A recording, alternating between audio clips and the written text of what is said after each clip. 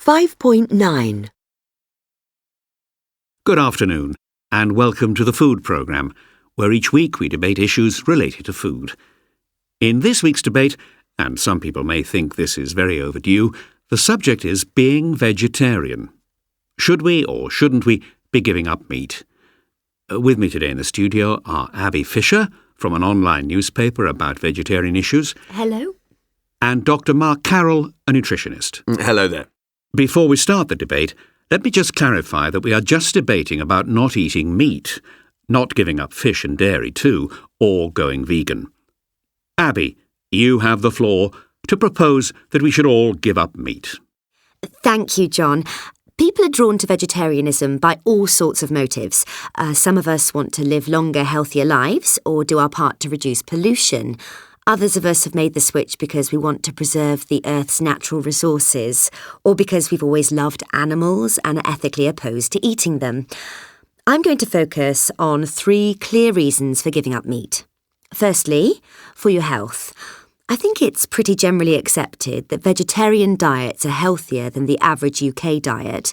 It's estimated that 70% of all diseases, including 1/3 of all cancers, are related to diet.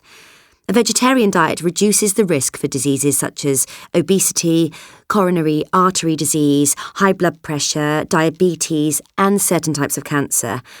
Being a vegetarian also means being slimmer, which, as we all know, means being healthier. In a recent study where overweight people followed a low-fat vegetarian diet, they lost an average of 12 kilos in the first year, and by sticking to a vegetarian diet, had kept off that weight 5 years later. You'll also live longer. According to other studies, vegetarians live on average 13 years longer than meat eaters. Now, let's move on to pollution.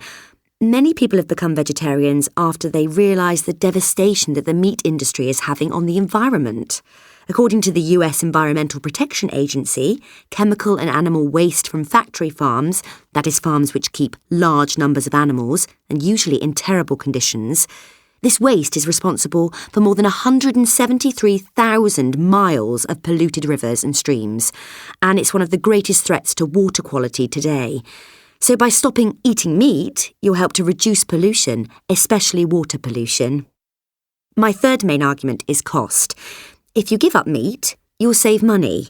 Meat accounts for 10% of food spending in the UK. If you start eating vegetables, grains and fruits instead of the 84 kilos of meat and chicken each non-vegetarian eats per year, you'll cut individual food bills right down. Some people have calculated by an average of £2,000 a year. So, to sum up, stopping eating meat will improve your health, will reduce pollution and will save you money. So rather than asking yourself, why go vegetarian? The real question is, why haven't you gone vegetarian already?